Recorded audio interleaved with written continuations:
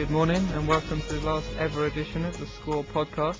This morning we're going to be talking about the biggest news story to hit Preston for a long time. They're still in the playoff hunt after their victory over Birmingham City at the weekend. They need a victory or to better Burnley's score this weekend. They face QPR at Deepdale. Jamie, you were covering the Birmingham game for us this weekend. How was that game for you? It was a fantastic game. Stunning Preston win. I don't think anybody expected it down at St Andrews. Birmingham obviously just needed the win to confirm automatic promotion to the Premier League.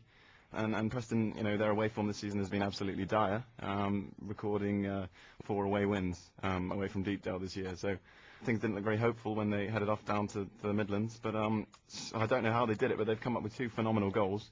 One from Paul McKenna and an 89th minute wonder strike really from Ross Wallace. And they've ended up winning the game. After Keith Verhey took the lead for Birmingham in the 57th minute, you thought that the Birmingham were just going to go on and close it out, and the promotion party was going to begin. But Preston had other ideas. We saw, as you mentioned, the cracking goals, but slight disappointments for Preston North End this weekend was the 2 sendings off. Obviously, Ross Wallace was a little bit unfortunate celebrating, but the rules are the rules. What about the other one, Jamie? Williamson? Williamson, obviously the new loan signing from Watford. He's done well actually in midfield for Preston recently, and he's kind of been the driving force in midfield. And I think that he was pretty harshly treated by referee Phil Dowd on this occasion. Obviously the hot-headed Lee Bowyer was up to his normal tricks. He had a yellow card early on, and then for some reason rugby tackled and spear tackled Lee Williamson into the dirt in the centre circle. And there's no real explanation for it, but somehow Lee Williamson gave a little back, stood up for himself as you do, and he followed Lee Bowyer down the tunnel. It was quite a harsh decision, I think, in the end, but there was a lot of grappling going on, and I suppose from the referee's point of view, it looked like both were kind of involved, but definitely Lee Bowyer the initiator. Slightly harsh in the end, but from the referee's point of view, you can probably see why he ended up sending both players off. How much will Preston miss these 2 players this coming weekend? Yeah, it's going to be a very tough one on Saturday for the final game of the season. Obviously, as you mentioned in the intro there, Preston still have a chance of making the playoffs at the expense of either Burnley or Cardiff, depending on Burnley either drawing or losing, and Cardiff have to lose, and Preston have to make sure they get a rather decent goal difference. But obviously they've done well at Deepdale this year, and if they can manage to get a full team out, obviously they'll be lacking Wallace and Williamson, which they've been playing so well in the last few weeks, obviously with the 6-0 win over Cardiff and Saturday's win. They're going to be really big players to miss, but I think Preston have got some decent players in there, and hopefully their home form will come true and they can get that win on the last day of the season, and then just hopefully it's up to Burnley and Cardiff to drop the points. Okay, I'm going to open this one up to the other guys in the studio. Ross Wallace is sending off. He scored a last-minute goal. He's kept his side in the playoff hunt. He's obviously delighted, throws his shirt off, gets a second yellow, and is dismissed by the referee. Have we gone mad here with these referees, with this decision especially?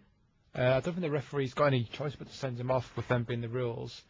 I just think referees, these days, they're forced to abide by the laws. There's no common sense involved. They've just got to do whatever the FA say. What do you think the issue is here with players taking their shirt off? Why is it a bookable offence, do you think? It could have something to do with antagonising the crowd of the opposition, perhaps. I think possibly a taste and decency thing. I've heard things about incitement, but a lot of players do far more aggressive celebrations or insightful celebrations without necessarily taking their shirt off. I just thought the Wallace one was very strange. He took his shirt off and had an Under Armour of practically the same colour, and he's been disciplined for doing it in the past, and I know emotion takes over, but you just think when he already knew he was on a booking, you wonder what goes through these players' heads. I guess you can only put it down to raw emotion and maybe lack of intelligence, but whilst the rules are the rules, you have to cut it out, and it's just a really unfortunate situation. And how do we see the weekend going for Preston against QPR? I can see them winning it. I think if you look at their home form, it's been really impressive. QPR don't really have anything to play for, so I can definitely see Preston winning the game, even with the suspended players out. But I think it's going to come down to how the other teams get on. I think Burnley and Cardiff, they're going to need one of them to lose, I think, to get into the playoffs. if you'd have looked at the situation 2 games ago, there wasn't a chance, and Preston are still the outsiders. But the huge win against Cardiff obviously brought the goal differences within reach as far as Cardiff is concerned.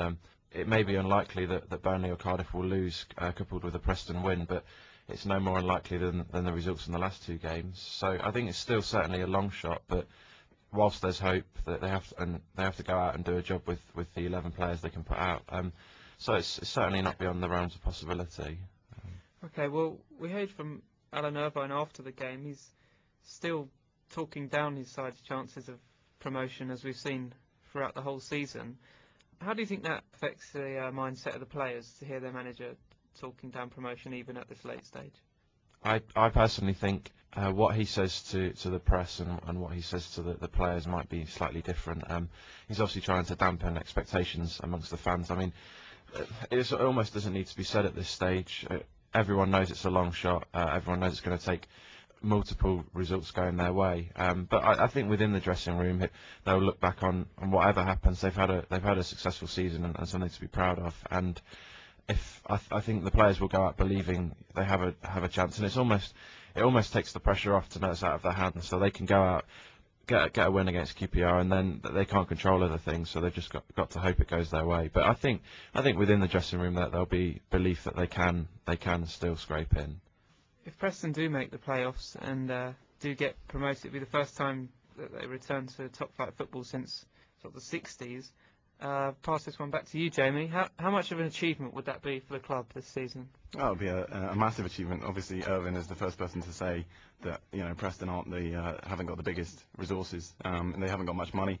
Even after sale of David Nugent a few years ago and the £6 million, I think that completely proved it. The fact that money hasn't really been spent on new players. I mean, a lot of the players that have come in have been bought in on loan, and big money hasn't been spent on them. So a lot of players have come in for free. John Parkin, I think, if it wasn't for free, it was a minimal fee that he came in for. So I think it'll be a massive achievement if they do manage to make playoffs and then ultimately the top flight again. Obviously, back in the 60s, they had a fantastic team, people like Sir Tom Finney. These days, they don't really have a standout player, maybe with the exception of Ross Wallace, who's obviously been there at higher levels. Other than that, I think that they're a good standard championship team that have overachieved this season. So I think if they did manage to make it to the top flight, it would be a massive achievement. And I think that's part of the reason why Irvin plays down their chances so often, because he knows the resources that they've got, and they are punching above their weight in a sense. And I think he and everyone around the club recognises that. Okay, on that note, we're gonna leave that there. We're gonna wish Preston North End the very best of luck this weekend, and hopefully we'll see them slip up to 6th and into the playoff spots and possibly even promotion. That's all from the Scores podcast. It's the final episode, as we mentioned earlier. Thank you for listening.